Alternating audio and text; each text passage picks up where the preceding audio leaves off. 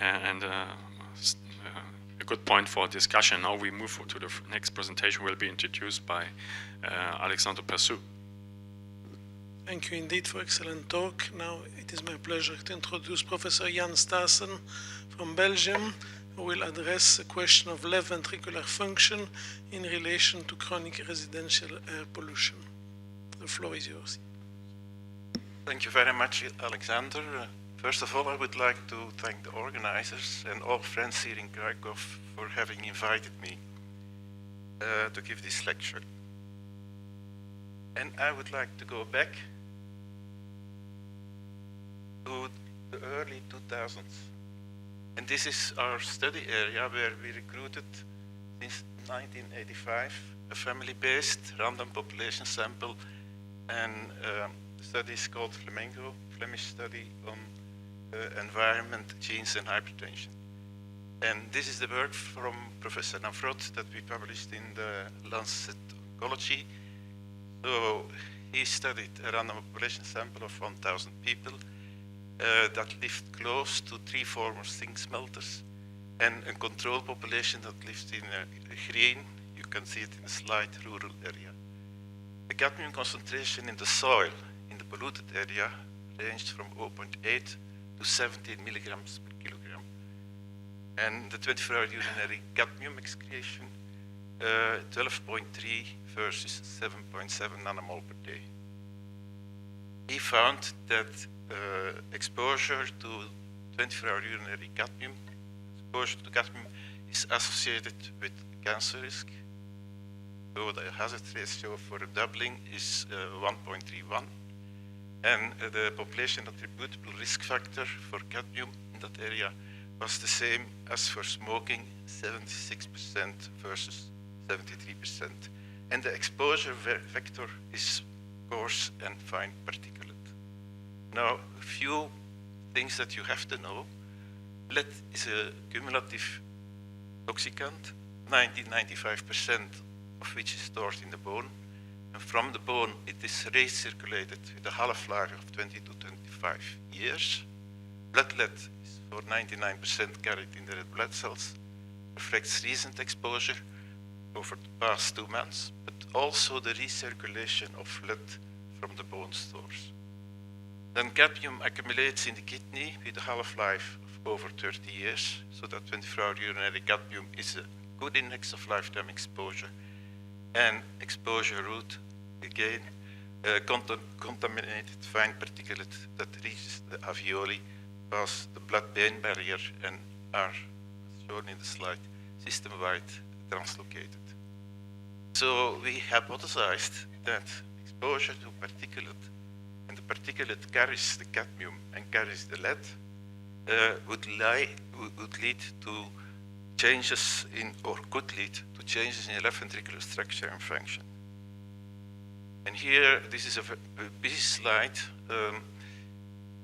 It is quartiles of the averaged annual PM 2.5 exposure.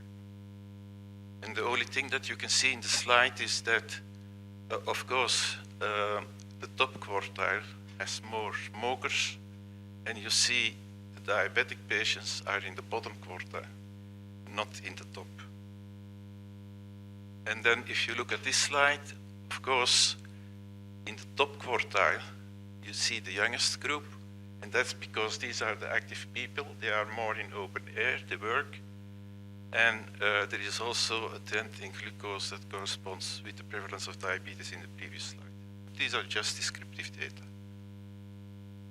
Now, for left ventricular structure, I can be very short. You see left ventricular mass index, the left ventricular internal diameter, and a relative wall thickness. And this is for black carbon, NO2, PM10, and PM2.5. And this is an analysis that is adjusted for all possible confounding factors. And you see that everything is black in the slide, so there is no association with these measures of left ventricular structure. The situation is different for systolic function. And here you see the effect sizes, or the association sizes, I should say, per interquartile range difference. The action fraction is a very poor measure of left ventricular function, because it's influenced by a lot of hemodynamic factors. The way to look at it is to do tissue Doppler imaging, and then you can look at longitudinal strain rate, radial strain, and radial strain rate. And what you can see here that there are significant associations for the longitudinal strain. You see the coefficients in the slide for the 4 pollutants that we studied, and also for the longitudinal strain rate, but we did not find this, or the association was also negative for radial strain, but that did not reach a level of significance.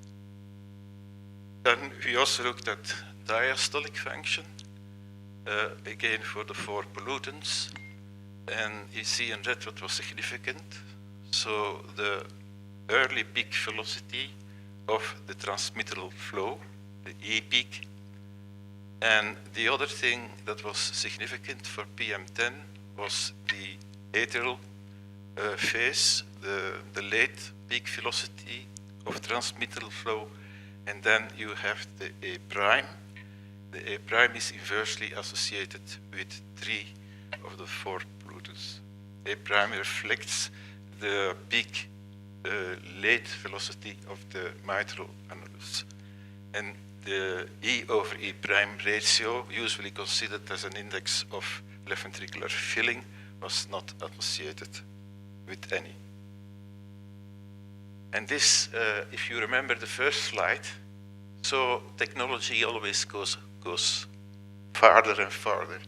You see in this slide, left for me, yes, for you also, you see the longitudinal strain in individuals, and then you have the longitudinal strain aggregated per what we have in Belgium, statistical sectors. And the correlation, if you look at the individual persons, you see also the concentration of PM25 in microgram per cubic meter. The scale is at the bottom. You see that there is high correlation, and I don't have the number here, but the correlation was 0.7, that order of magnitude. And for the aggregated data was similar. And here I would like to make a very important point, because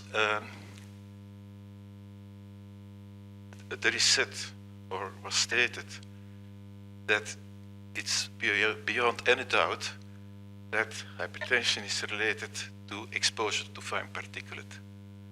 And I don't believe that. I don't believe the proof is yet there. And the reason is that most of these studies are ecological studies. So they don't consider the individual, but they consider an average over a certain area in terms of pressure or prevalence of hypertension and an average of exposure. The only way that you can prove a link is to study individual persons. You have to study individual persons, and if possible, study them longitudinally. And I'm here in Krakow to work with the colleagues here, because they have the longitudinal data in office measurements and in ambulatory measurements over a period of more than 10 years. So forget about ecological analysis. It must be a personal analysis where you have the GPS coordinates of every person, and you have the risk factors of every person, and then you can really address the problem. In Belgium, there is a fall in platelet, as there is everywhere.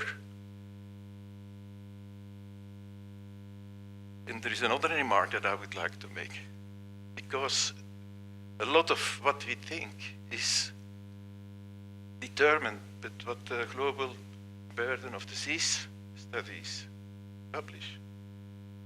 But for instance, for lead, The lead threshold that they used 15 years ago was 0.2 microgram per deciliter in blood. The next GPD paper, the threshold was set to 0.1. To 1.0 micrograms per deciliter. And now in the latest publications, the threshold is set to 0.025. You can even not measure that threshold, but they calculate attributable risk. They calculate attributable risk for that threshold, which is not measurable. Another issue in these studies is that the pollutants and risk factors, they cluster. They cluster, and they cannot adjust for clustering. So poor people are more exposed and have more disease. And so the clustering of risk factor, how do you adjust that? And that's something we have to keep in mind. But anyway, you see in Belgium, lead levels decreased.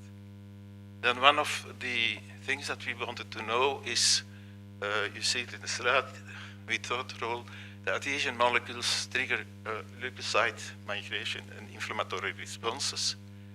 And then we combined ICAM1, VCAM1, A-selectin and P-selectin in a single factor by linear analysis. And then we looked at black carbon, that's at the top.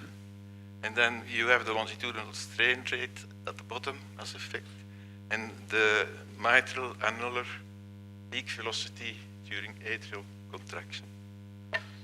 The direct effect you see for black carbon on strain rate is significant. The direct effect of black carbon on mitral annular A prime peak velocity is significant. Then here you have the factor of these three combined, and you see here the regression coefficient. Indirect effect to longitudinal strain rate was not significant, but the indirect effect to the mitral annular A prime peak velocity was significant. And of course, all the analyses are adjusted for what needs to be adjusted. I'm just showing here these things, these distribution plots at the time of this examination. And I said, you cannot distinguish co-exposure. So, you know, in this area, close to the 3 zinc smelters, there was high exposure of lead and high exposure of cadmium. So if you put lead in the equation, it is significant. If you put cadmium in the equation, it's significant. But if you put both in the equation, you cannot set which of the two is a true culprit. And this slide is also important, certainly given the Polish context. You know, this is a ratio on the vertical axis of lead isotopes. On the horizontal axis, you also have a ratio of lead isotopes. And these ratios allow you to determine where the lead is coming from. So at the top, on the right top, you see natural lead, because there is lead in the environment, natural sources. There is lead ore, so that's right top. And then you have, completely to the left and the bottom, you have leaded gasoline. And then they measured the lead concentration in the particulate at one of the busiest roads in London, and you see from the color that there is still a high concentration of lead. So we are, even if you stop all pollution today, all the lead that is in the environment, that is captured in the fine dust on the roads, in the fields, it's still there, it will remain there, and it will remain there at least for the next 20, 30, or 40 years.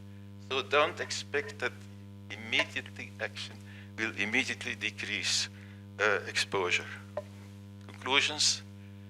So in a predominantly healthy population, systolic LV function was inversely associated with lower level environmental exposure to fine particulate in blood lead and 24-hour urinary cadmium. But we could not say whether the lead effect or the cadmium effect was the culprit. Maybe both. In the presence of other risk factors for systolic left ventricular function, for instance, in the presence of diabetes or chronic kidney disease, association sizes are probably larger. Of course, reducing exposure to air pollution and heavy metals must be targets that have to be prioritized. And the contamination of respirable fine particulate due to the deposition of heavy metals in the previous century, and actually it's still continuing, remains an important hurdle. So thank you for listening and thank you for your attention.